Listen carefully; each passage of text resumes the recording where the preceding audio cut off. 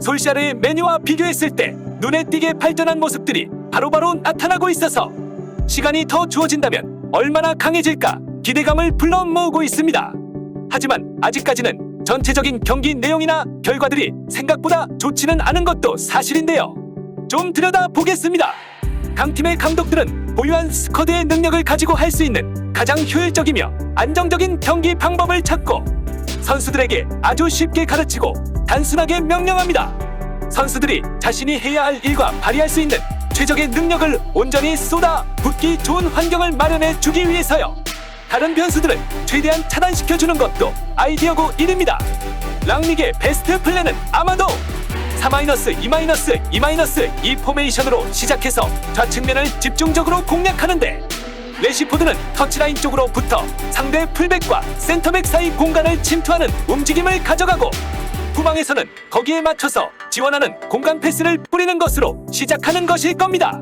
여기에서 세 가지 상황이 나오는데 모두 메뉴가 유도한 모양의 전방 압박으로 비결됩니다. 이 상황에서 속공으로 연결이 됐을 때는 레시포드의 컷백 패스 막히면 압박! 좀 늘어져서 지공으로 갔을 때는 풀백을 활용한 측면 공격 혹은 호날두를 향한 깊은 크로스 막히면 압박! 공을 잃었을 때도 바로 압박 이렇게요. 그리고 재압박에 성공하면 다시 속공! 이런 포지션 사이클의 반복입니다. 정리하면 랑닝 메뉴의 한 번 타겟은 공이 우리 거던 상대 거던 항상 레시포드 앞쪽에 위치시킬 것. 두 번 타겟은 정해진 형태의 압박. 세 번이 상대의 부정확한 롱킥을 끊어내 다시 한 번으로 돌리는 것. 요 정도라고 생각합니다.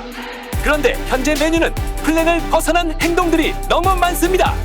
자유를 어느 정도 허용하고 선수들을 파악해가면서 거기에 맞게 대응하겠다는 랑닉의 생각일 수도 있고 선수들이 아직 플랜을 이해 못한 것일 수도 있는데요.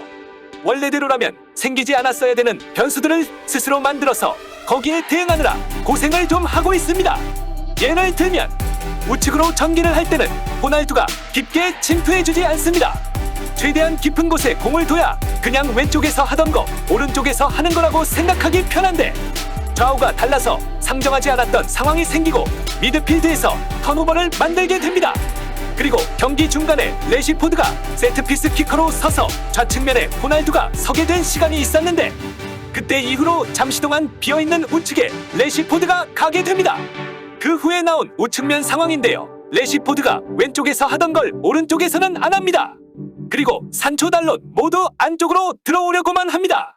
아마 선수들이 좌측 우측 이렇게 코딩이 되어 있어서 상황이 이렇게 된 이상 좌우 반전시켜서 하던 걸 해야 한다는 데까지는 아직 생각이 미치지 못하는 것 같고 스위칭부터 우측 전개 모든 것이 우발적으로 일어난 일이 맞는 것 같습니다. 또 크리스탈 팰리스와의 경기에서 보여준 강도의 압박을 보여주지 못합니다. 이유는 잘 모르겠습니다. 분명 휴식을 했는데 말이에요. 대략 이런 식의 이유들로 준비해온 전방 압박이 아닌 다른 수비 상황들이 막 생깁니다. 랑닉은 축구를 5가지 상황으로 해석한다고 하죠. 1.